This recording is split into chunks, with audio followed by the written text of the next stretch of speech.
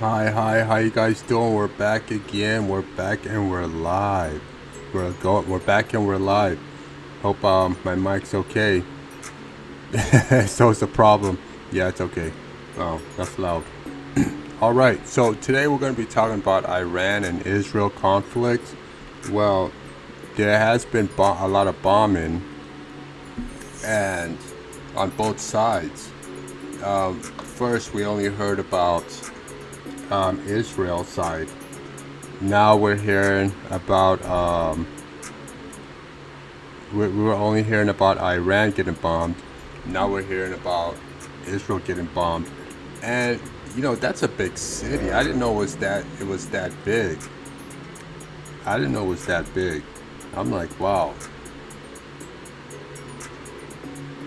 It doesn't matter how small the country is. It always looks it's always big. It's always like there's a lot of people there. Just 200,000 people is a lot. Okay. Now they're saying U.S. strikes failed to destroy Iran's nuclear sites, and we're seeing big holes in the ground in Iran, and we're asking questions. What's going on? That's it's one thing and another. You just don't know how these. We're gonna study the missiles also. We're also gonna look on how the missiles are made, how they bomb and so forth. We're gonna be here for a while today. It says U.S. airstrikes did not destroy Iran's nuclear capability and only set it back a few months. That's good enough, according to a preliminary U.S. intelligence assessment as a shaky ceasefire. You see, if you blow that up, they're going to go build one better. They're always going to build one better and deeper. That's why now we're trying to do bunker missiles, because Iran is now putting their missiles underground. Now we're bombing underground. We need missiles to go underground. It's crazy. So all this, at least they set them back a month. That's something. That's better than nothing, Let's see what they got to say. Welcome back. President Trump is now in the Netherlands ahead of a NATO meeting. And he says the ceasefire deal between Israel and Iran is still in effect, even after saying both countries violated the agreement overnight.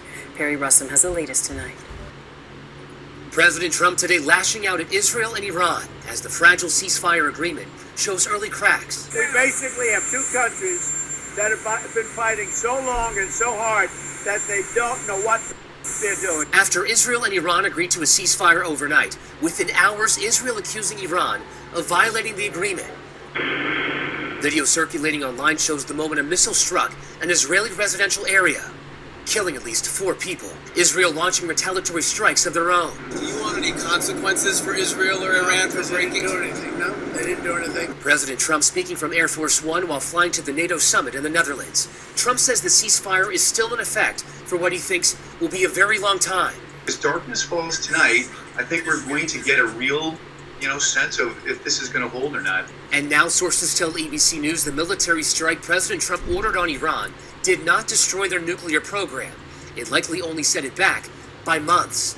A U.S. official tells ABC News last night drones unsuccessfully targeted some U.S. military bases in Iraq.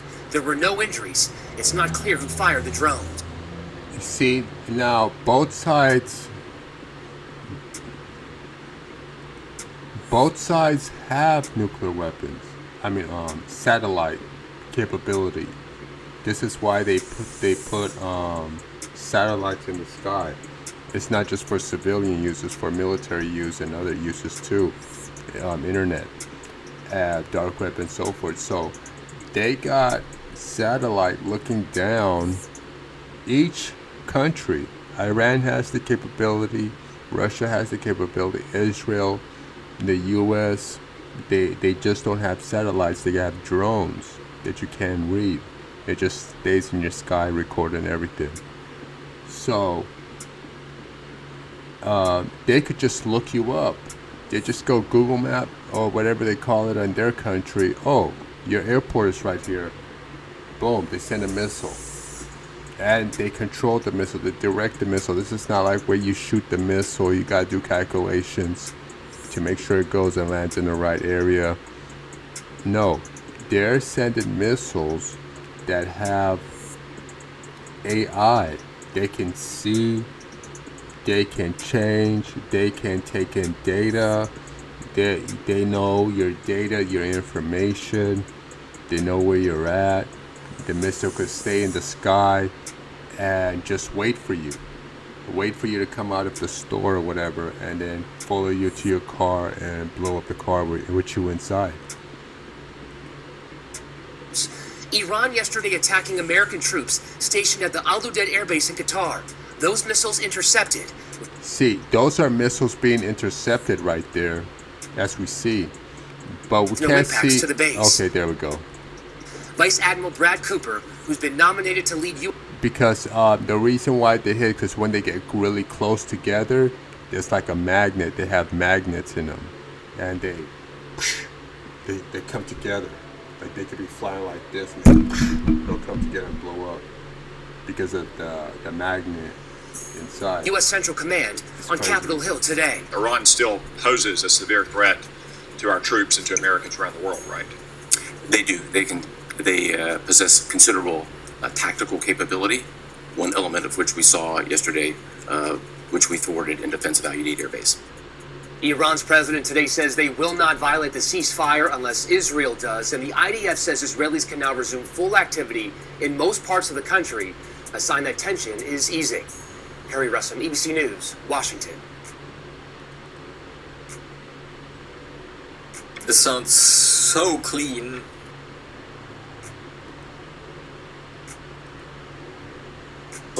Home to some 10,000 U.S. troops.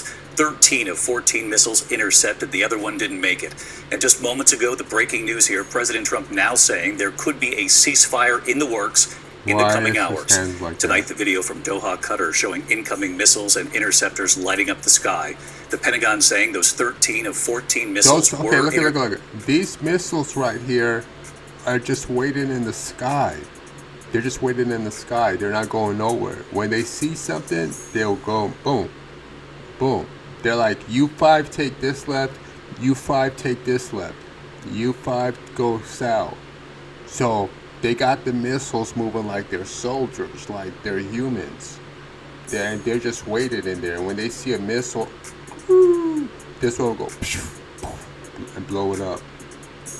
Intercepted with no damage or casualties. Late today, President Trump calling Iran's retaliation, quote, very weak, and thanking Iran for giving the U.S., in his words, early notice, sending a message through Qatar.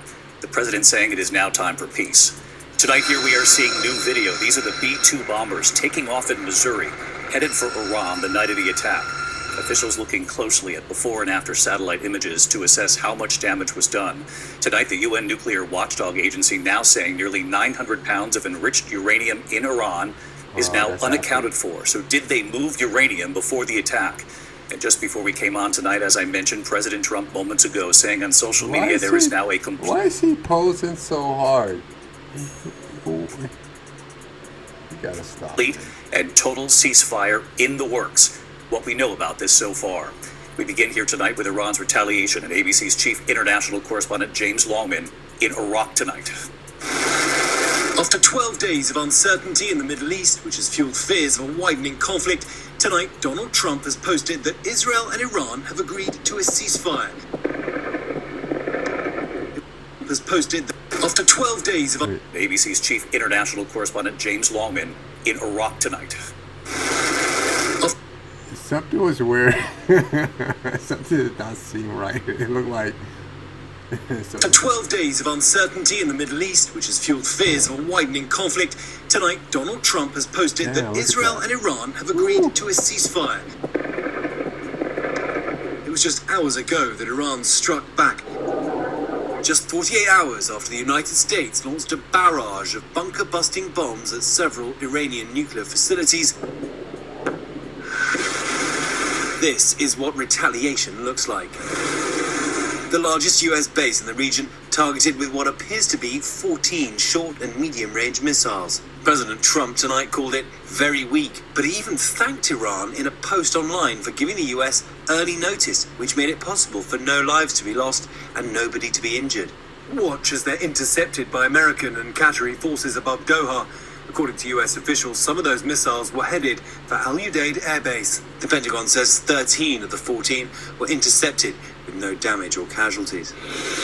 Iran is always playing nice guy.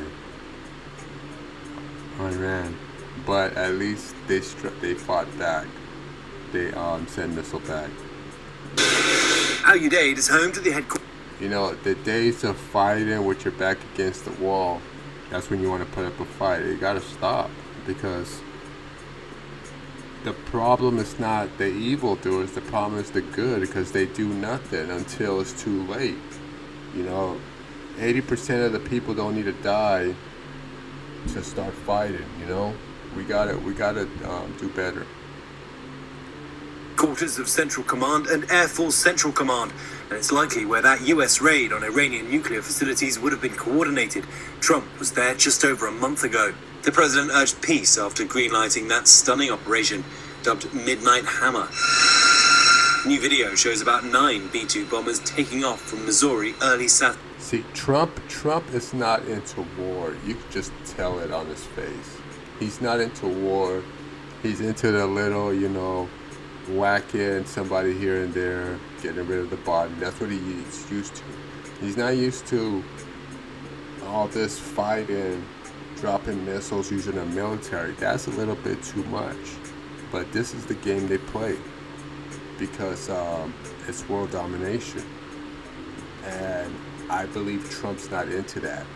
Trump just wants to have a property here and there. Oh, you need a place to stay. Hey, you go to my hotel in Iraq. Yeah, let him stay for free for a month. Yeah, enjoy yourself. You know, here's the black card. That's all Trump wants to do. Trump just wants to have a good time, and he wants everybody else to have a good time. He wants to see everybody making money. That's what Trump wants. Trump's not into this war, into this. He does want to conquer. He does want to take stuff. But he wants to make a deal. That's what he means by it when he says he wants Mexico. What's it called? That lake that belongs to Mexico. Now he's talking all that stuff, talking about I want Mexican water. Yeah, and he says, oh, we're going to take it, it's ours, they shouldn't have made that deal in the first place. And you're thinking that he's sending a military down there, but all he's going to do is make a deal. That's all he was going to do. What, you thought I was going to send military down there?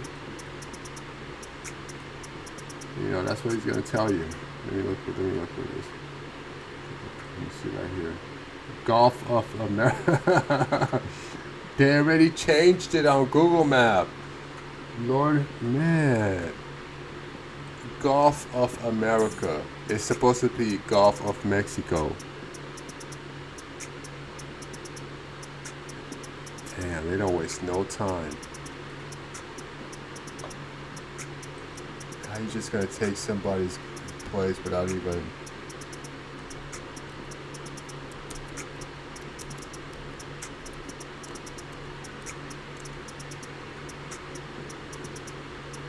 See, Gulf of Mexico. It's now Gulf of America. Oh no, you saw I put Gulf of Mexico in there, right? And it changed it. See, Gulf of Mexico, Gulf of... When and... Oh my God, look at this. How did this happen? What? We gotta do some research. We gotta go find out what's going on. This is what happened in Virginia. For some reason, laws started to change in Virginia when the corrupt royal family of UK came over. So, Okay. So it's Gulf of Mexico. It's now Gulf of America. Maybe it's been like that for a while. Who knows? Let's get back. Saturday morning, 2 were decoys, the other 7 flying quietly to Iran. A senior US defense official tells ABC News the administration believes Iran's attacks will be, quote, regional. Iran called today's attack the Annunciation of Victory. The Revolutionary Guard claims to have fired the same number of missiles that the US used in their weekend strike. Their supreme leader vowing Iran will not surrender. The US has been making adjustments to protect the more than 40,000 US troops spread from Iraq, Bahrain, Qatar and Syria. In the hours before, a shelter-in-place order went out. I could not allow this to happen. I would not allow this to happen. I understand it's tough and I'm talking BS, but no, Russia would not allow this to happen. Even the US would not allow this. This is too much. In Iraq still. So we still have bases in Iraq, even if though the war is over. Military bases all over Saudi Arabia and Yemen, by the other part, inside Saudi Arabia. Wow. So they're protecting the sea from Iran attacking. Strategic. It's crazy. Spread from Iraq, Bahrain, Qatar and Syria. In the hours before, a shelter-in-place order went out at the US Embassy in Qatar. And mitigation plans have been in the works for some time. These satellite images show more than 24 US military aircraft had left Al Udeid Air Base. This photo was taken on June 10th and shows more than 30 military planes. 8 days later, a nearly empty base with only 3 planes still visible. So let's get right to James Longman with us live tonight from Iraq. And James, you have more on the breaking news here. President Trump suggesting moments ago a possible ceasefire now in the works between Israel and Iran. Yeah, David, this is a fast-moving situation. We have yet to hear officially from either party, but not long ago, President Trump announced a ceasefire deal between Israel and Iran set to begin in just a few hours' time. Under the terms of this deal, there is no deal with Israel. With Netanyahu here. You can't on the ground. Mike, good morning. Good morning. We have both the Israeli Prime Minister Benjamin Netanyahu and the Iranian President Masoud Pezeshkian claiming victory now in this first full day in which the ceasefire appears to be holding. Now, you just heard from President Trump saying that the Iranian nuclear program has been set back, has been devastated, has been obliterated, to kind of paraphrase his words. But the contrary reporting that they're referring to, we've got that information through the Reuters news agency. Doesn't this guy look like Frankenstein? This is Frankenstein, man. This is Frankenstein. Look at this. His head is all the way up here. Like his head goes, this reaches like, whoop. God damn. This is Frankenstein. Look at the neck. Wow, that's a big neck. To kind of paraphrase his words. And then look at his eyes. He got no eyebrow.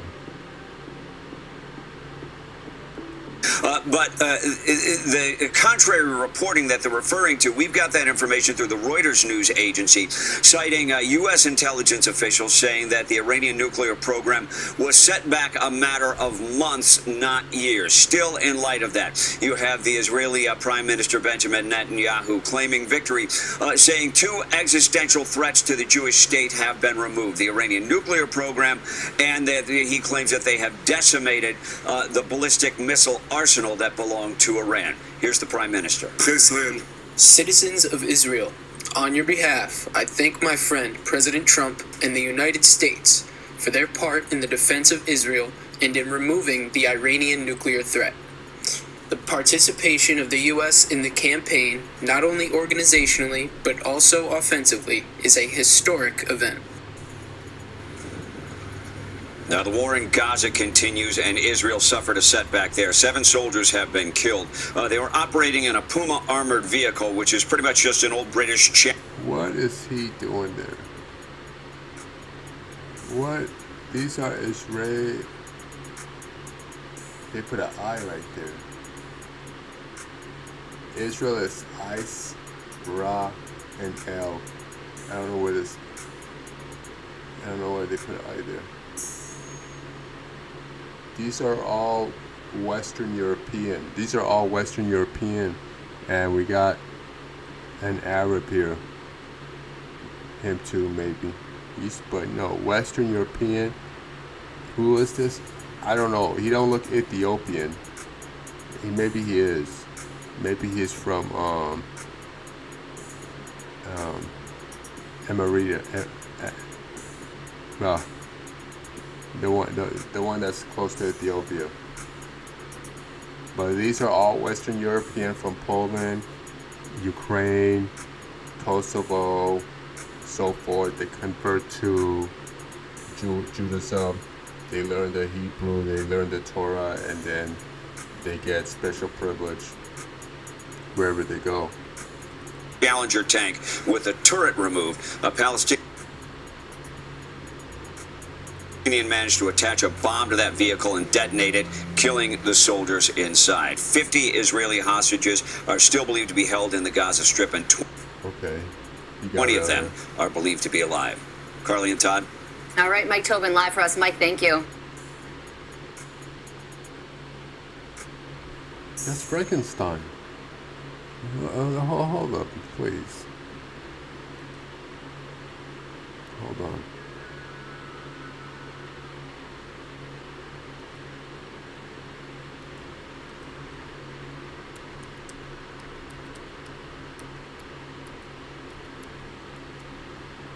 I can't believe I spelled that.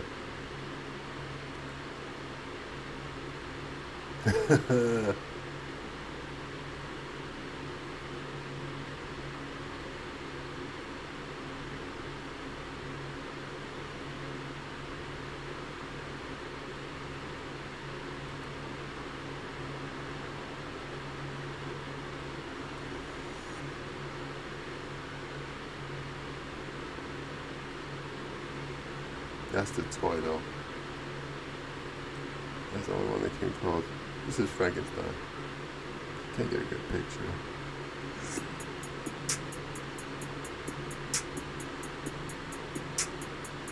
Yeah.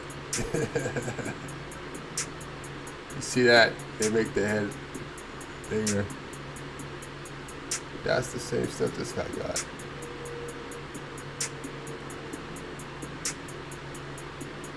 See that?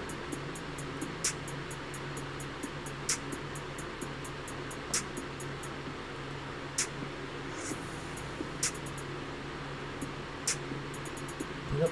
Can't you just give me a regular Frankenstein picture? Damn.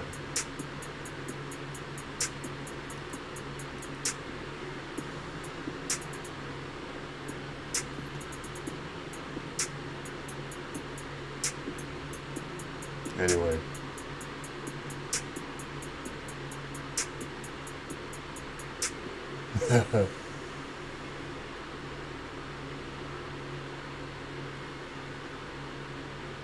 God damn, I can't even get one picture of him just with his regular face. But you get it. They almost look alike. Okay, back to the news. Let's bring in former Navy submariner, naval defense expert, and senior fellow at the Hudson Institute, Brian Clark. Brian, thank you so much for joining us this morning. And speaking of the Navy, U.S. Navy subs launched 30 Tomahawk missiles as part of the Iranian strike, Operation Midnight Hammer. So what do you think about the president's assessment of the success of that mission that we just heard? Well, I think these intel reports are often pretty preliminary, right? So the first time you look at it, you're going to make a really rough assessment of what might have happened. And I think the strike was obviously successful, obviously caused a lot of damage. Obviously, I took away the ability to access those facilities. It probably damaged them significantly underground. So I think that's sort of a given. Everybody agrees to that. I think the question is, how long did this delay the program? And I think a lot of the initial assessments are based on the fact that the uranium is still around and then maybe got moved somewhere else. But there's a big difference between having some somewhat enriched uranium in a pile somewhere and having the ability to translate that into a bomb. Well, one of the big things that will come out of this NATO summit this morning is, of course, the 5% increase in NATO defense spending for all 32 nations, that 5% of their GDP. How significant is that in terms of weapons that money will be spent towards? And how much stronger do you think the NATO alliance will be as a result of this increased spending? Well, it's huge. I mean, you think about most of these NATO countries have been barely getting to 2% of GDP. So this is almost a doubling of the money they spend on their military. And then in addition to that, spending 1.5% of GDP on infrastructure and cybersecurity and some of the other resilience initiatives that are needed to be able to defend against a nearby threat like Russia. So it's a huge increase, and it will cause those militaries to be a lot stronger. I think it'll be particularly impressive to see the level of redundancy that we'll get in Europe. I think some people say redundancy is bad, but in the military sense, it's usually good because you have more capacity then. And I think one of the things this will do is allow the NATO countries to maybe be able to combine their efforts and be able to have more capacity to address the Russian threat instead of having to specialize in one or two military disciplines. Yeah, and right now I'm thinking back to March 4th when President Trump made those comments before Congress, and he promised to establish a new Office of Shipbuilding within the White House, revitalize the industry and bolster American Navy strength. How are we doing on that front? It's doing pretty well. I was impressed with the office's actions to start the gears turning in terms of regulatory changes that start to incentivize companies to move into the shipbuilding industry. We've already seen some investment in U.S. shipyards. So Hanwha Industries, which is a Korean company, has invested and bought the Philly shipyard. That shipyard is now looking at building out commercial ships. There's a huge amount of money going into. Okay, let's look at that. Let's look at this right here. How missile guided system works. Guided missiles are effectively intelligent bombs. They track objects and even alter their course to hit targets with the precision of a surgical knife. While ballistic missiles simply follow an arcing trajectory to their target, guided missiles relentlessly track and hunt their targets. Wow. Guided missile systems were first developed by the Germans during World War II. Germany's V-weapons program consisted of long-range tactical weapons that were fired into Britain and other cities in Europe during Hitler's air campaigns. Though the V-weapons were highly efficient at destroying targets in general, their automatic guidance system lacked the accuracy and precision needed to hit exactly where intended. The quest for precision and accuracy drove the engineering behind today's guided missiles, enabling engineers to create advanced systems that can be armed with a range of warheads and accurately hit targets more than 6,000 miles away. In fact, modern systems can even carry nuclear warheads to targets across the globe. But how do guided missiles operate with such deadly accuracy? All guided missiles are made up of several key components. These include the engine, warhead, flight control system, and guidance system. The engine propels the missile from the launcher to its target, while the warhead houses the explosives. The flight control system is responsible for maneuvering the missile and maintaining an accurate flight path, while the guidance system locates the target and guides the missile to it. The guidance system is arguably the most critical component of any missile. It allows the vehicle to reach its destination by combining target location information with navigation information. When it comes to missile guidance, there are 5 basic methods that came into use: command, inertial, active, semi-active, and passive. Many guided missiles use 2 guidance systems. One is built into the missile, while the other can be located at the launch station or far from the launch station in a central location. Command guidance systems track the missile from the launch site and transmit commands by radio, radar, or laser impulses. Today, a radar unit in the missile is often used to track the target and transmit bearing and velocity information to the command guidance system, where control systems compute the optimal trajectory and send commands back to the missile. Semi-active homing systems combine a passive radar receiver which is located on the missile itself, with a separate targeting radar on an aircraft that illuminates the target, guiding the missile towards it. Since the launch aircraft has to keep moving towards the target to maintain radar and guidance lock, there's the potential that the aircraft will come within range of the enemy. Active guidance systems track targets with a radar transceiver that is contained in the missile itself. Since these systems don't require signals to be sent from the launch site, they make it more difficult for the enemy to locate the launch platform or aircraft that fired the missile. Passive guidance systems also don't emit energy or receive commands from an external source. Rather, they lock onto an emission coming from the target itself. Early iterations were primarily heat-seeking. Today, missiles can use other emissions, such as ultraviolet radiation. In inertial systems, missiles are programmed with predetermined flight paths. They use gyroscopic platforms and GPS to continuously determine the position of the missile in space. The guidance computers then combine the position information with velocity and direction information to generate commands that maintain the proper course. Such systems are advantageous because they don't include electronic emissions from the missile or launch platform, which could be picked up by the enemy. Target destruction. To find its target, the missile uses a terminal guidance system. The point of impact can be pre-programmed or use a digital scene matching area correlator system to find the target. Some guided missiles are also equipped with thermal imaging or illumination sensors. Once the missile hones in on the target, there are several methods that can be used to determine when it should.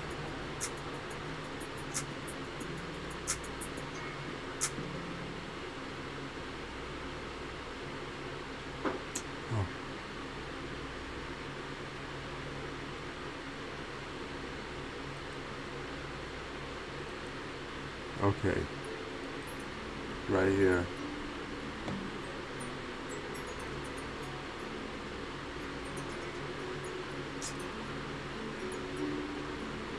Correlator system to find the target.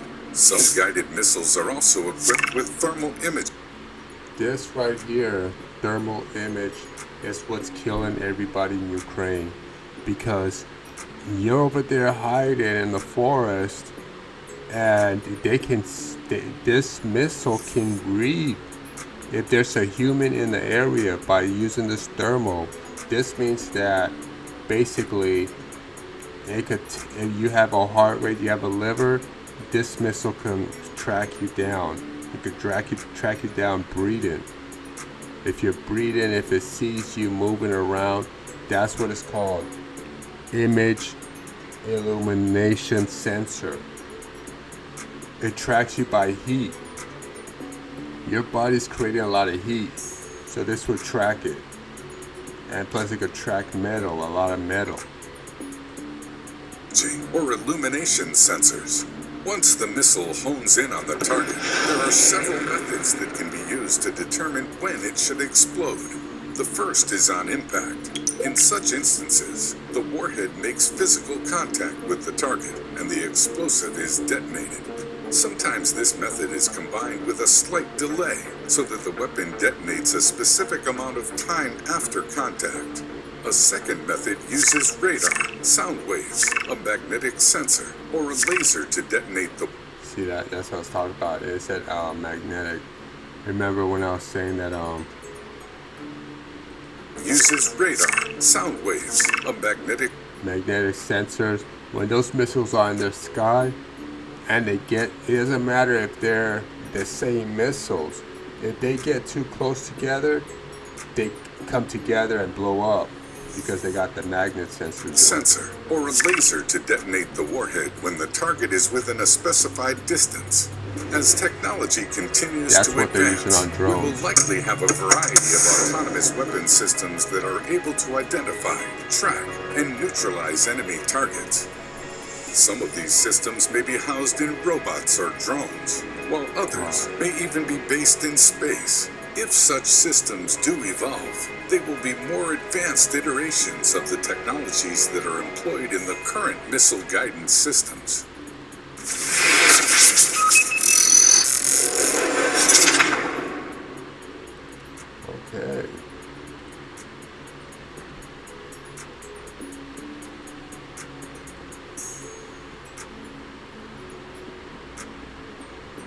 Today's rapidly evolving threat landscape requires multi-domain solutions that are flexible, survivable, and capable of tactically responsive speeds.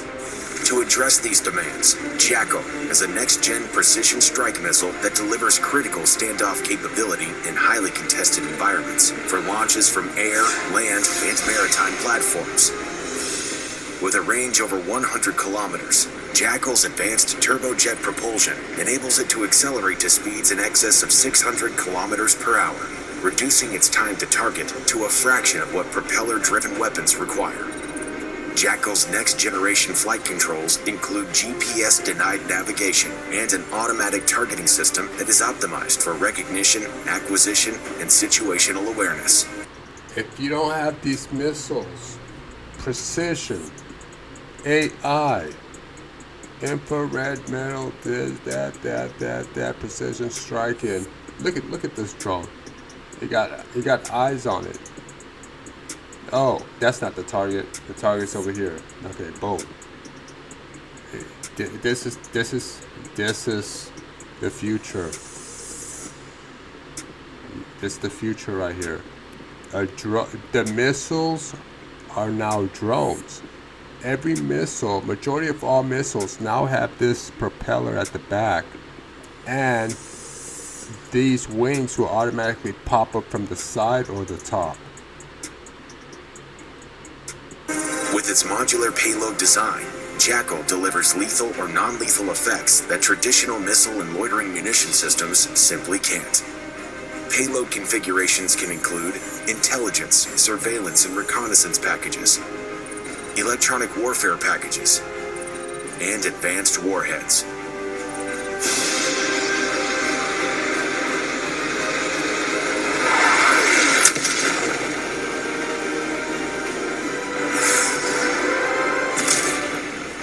With survivability in mind, Jackal remains highly maneuverable. Wow. See what I'm talking about? Flying autonomously while utilizing waypoint navigation. See what I'm talking about? You saw what happened right there? So the missiles are now the tanks. The missiles are now the planes. The missiles are now the ships. The missiles are now the soldiers. The missiles are now moving like sharks. Look at this. They said shoot the missiles up, take formation. Remember what I told you? 4 here, 4 there, 4 there. You defend. Jackal remains highly maneuverable. Look at that. Flying autonomously while utilizing waypoint navigation. So you're thinking the missiles are going to come from here. The missiles come from the back. It can be retasked mid-flight, allowing for mission flexibility. And once a target is acquired, Jackal will quickly sprint to the intercept. You see how he went from the back? Jackal is defining possible and tactical dominance. This next-gen precision strike missile delivers speed, range, and precision to the warfighter like never before. They're in Torrance, Redondo Beach.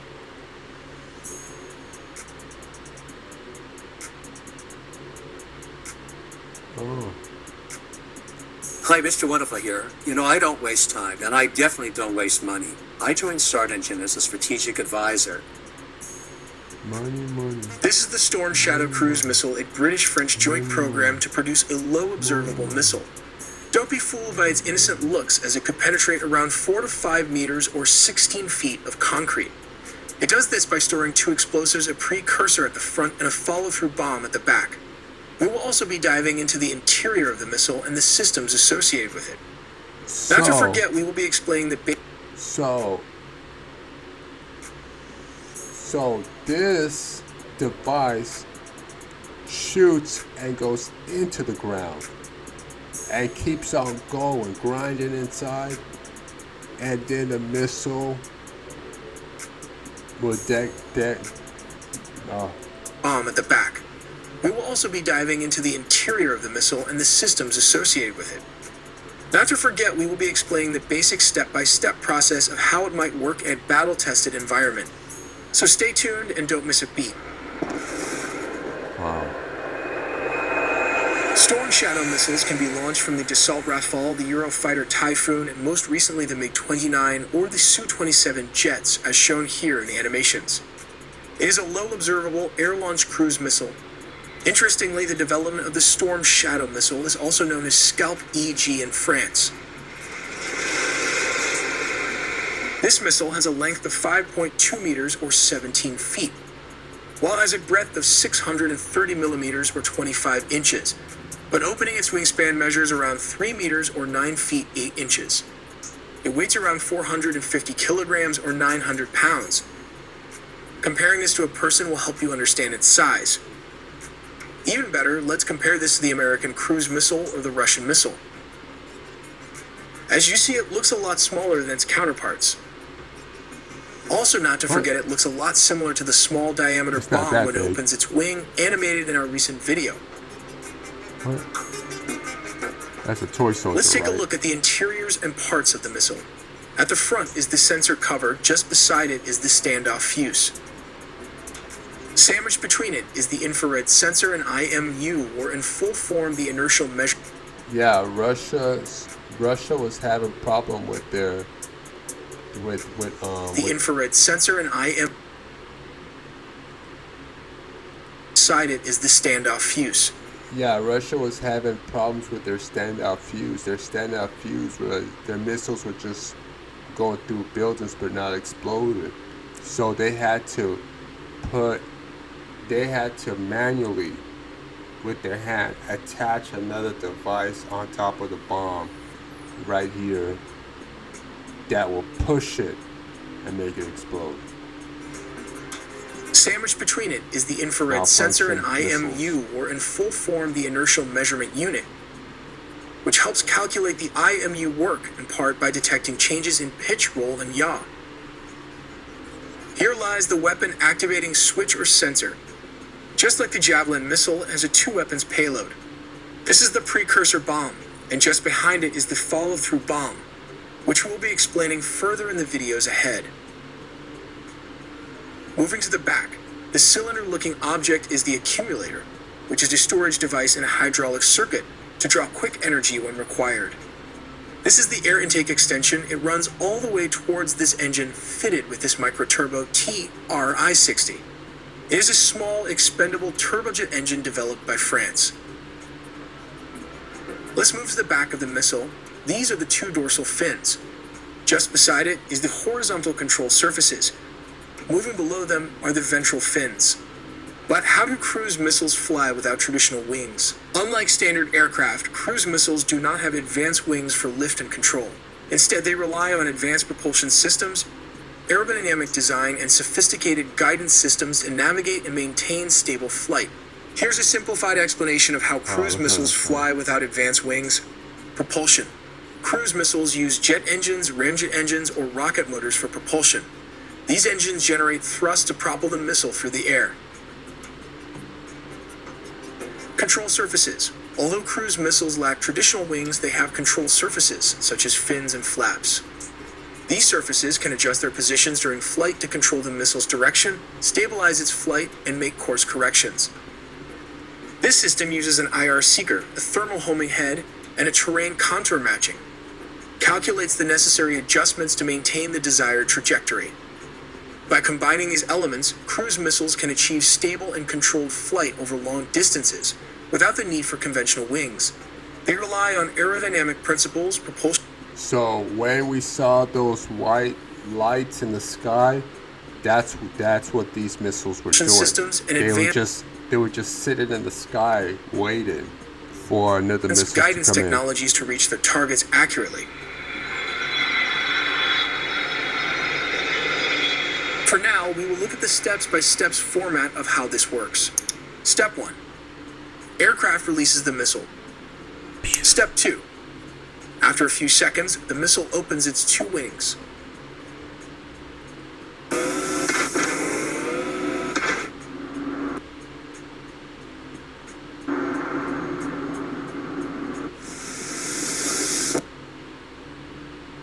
Step 3. It first uses inertial and GPS for guidance at the first stage of the missile. Step 4. drops to low cruising altitude and identifies its position using GPS, just like the animation shown here. Okay. As you can see, it flies below the radar and close to the hills and ground. Step 5. At the final stage, a thermal homing head and a terrain contour matching are used to guide the missiles. This is how it works. It uses the IR sensor imaging infrared seeker to track and process images, helping it glide to its target. Step 6. It climbs to a higher altitude. This helps the command and control to even monitor the target in the dark using a two-way data link.